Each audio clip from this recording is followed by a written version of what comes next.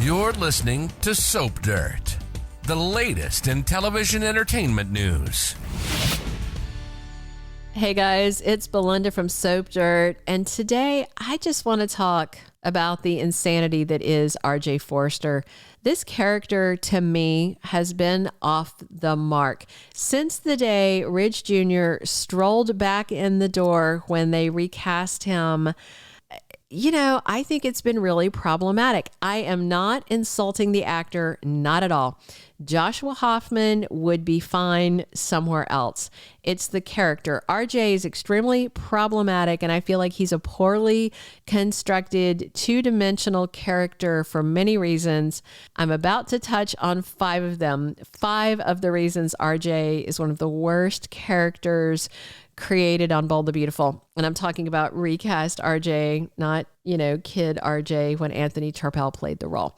All right, if you haven't already, please click subscribe. And now let's dig in to dissing RJ. So the first thing I have an issue with is the whole anointed one thing, Brooke and Ridge have one child. So of course they think he literally walks on water, works miracles, will be the most talented Forrester designer ever.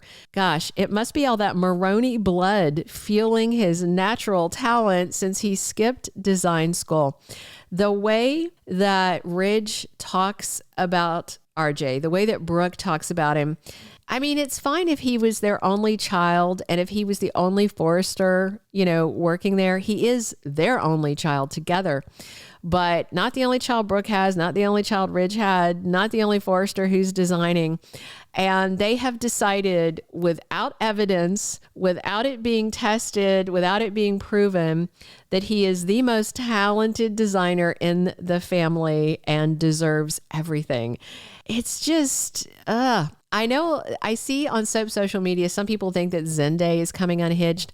I don't think Zende is. I think Zende is saying out loud what I think most of the time. I feel like some days he's just the voice of the fans, the voice of the viewer, and even he is mocking him, calling him the anointed one. That's a big issue for me.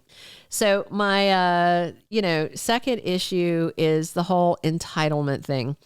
Ever since RJ Forrester came back, he just takes these things for granted. He has this inherent sense of entitlement because his parents taught him to expect the world at his feet. Since he's the only one sharing Logan Maroney DNA at Forrester Creations, roll out the red carpet, get him a beach house. I hope Ridge made sure that RJ's got a Maserati. It's just kind of frustrating to see him roll in and just everything fall into his lap when he's literally done nothing to deserve it. That is the ultimate sense of entitlement. The third thing that really bothers me about RJ and why I think he has been so badly written in this latest iteration is all of his activities butting into grown-up conversations. If you remember when they first recast Joshua Hoffman and we first started seeing Ridge Jr. again, he was spending all his time going around from one adult couple to another, handing out unsolicited, unwelcome advice that he has no life experience to be offering. He went to Steffi and Fenn when they were having issues. He went to Hope and Liam. Remember, he even went over to Spencer Publications. He has just been going around and giving all this advice and these tips. And, from his great life perspective of his whole, 20 years of living, it's exhausting. They were doing that clearly because they brought him back, I think, with no idea what to do with him. Just because, bring back the anointed one, bring back Brooke and Ridge's only kid. And then, while they were still struggling to find a storyline, they had him just running around, doling out advice. Is he Dr. Ruth? Come on. I know that's an old reference, right? All right. My fourth issue with RJ is the lack of any discernible skills other than basic sketching. Let's be clear, RJ has been handed the title of designer without earning it. Brooke was just crowing on the most recent episode about how amazing it is that he's back and he's a designer at Forrester Creations. Okay, slow your roll, Mom. He's a sketch artist, like they hire to work in courtrooms and police stations, sometimes tattoo parlors, people that do caricatures in the park. He is not a designer of fine women's fashion. He dresses like he was mauled by a 1970s thrift store. All he did was sketch what Eric told him to. That's not a designer. Quit trying to make fetch happen. All right. My fifth and final reason that I think RJ is one of the worst characters rewritten and brought back to the show.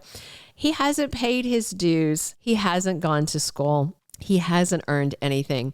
There are usually two ways to get somewhere in life and in your career.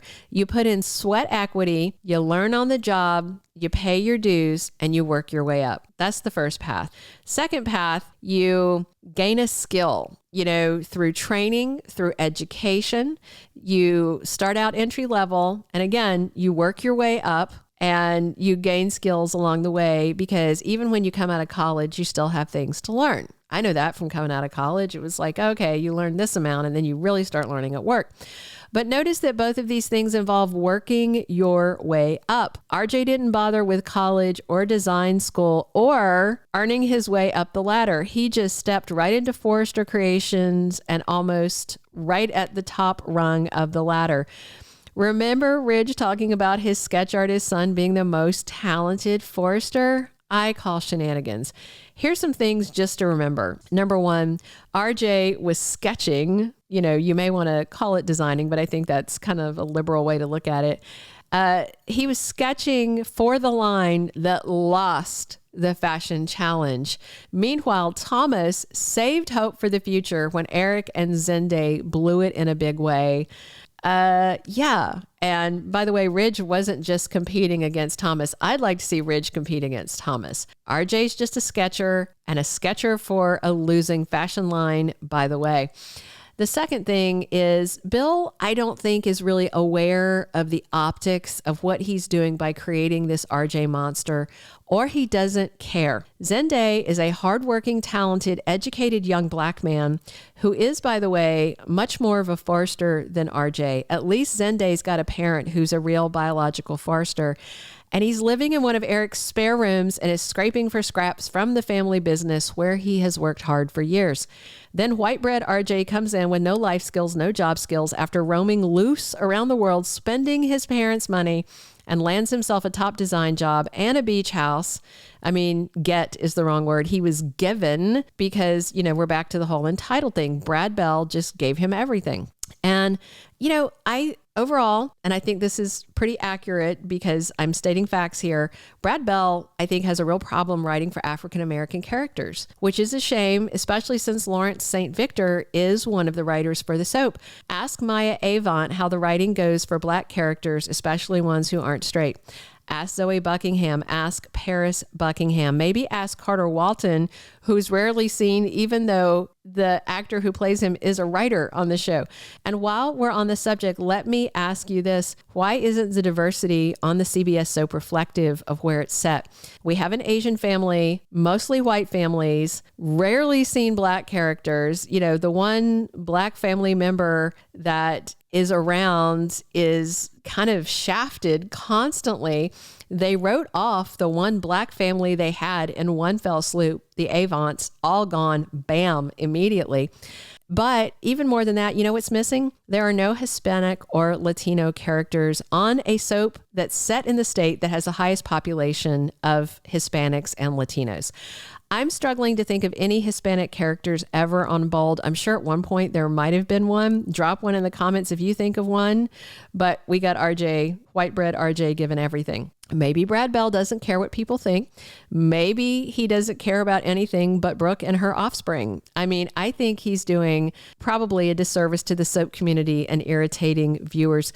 Literally, no matter how bad he tries to make Zende look, when Zende keeps coming at RJ, All Zende is doing is speaking truths that I think most viewers feel about RJ's entitlement and ridiculous privilege and how they're writing his character and just smoothing the path for him like he literally is an anointed one. And frankly, I like Zende more every time he opens his mouth and disses RJ, and I like RJ less. Do better, Brad Bell. Kind of shameful what you're doing now. End of rant. Please click subscribe if you haven't already. Definitely come back soon because I'm here talking B&B 7 days a week, but I had to get that off my chest. Thank you for listening. Thank you for being a loyal listener. Follow us wherever you get your podcast because you don't want to miss the next episode. Soap Dirt is on all the major podcast platforms, including Apple Podcast, Spotify, iHeartRadio, and more.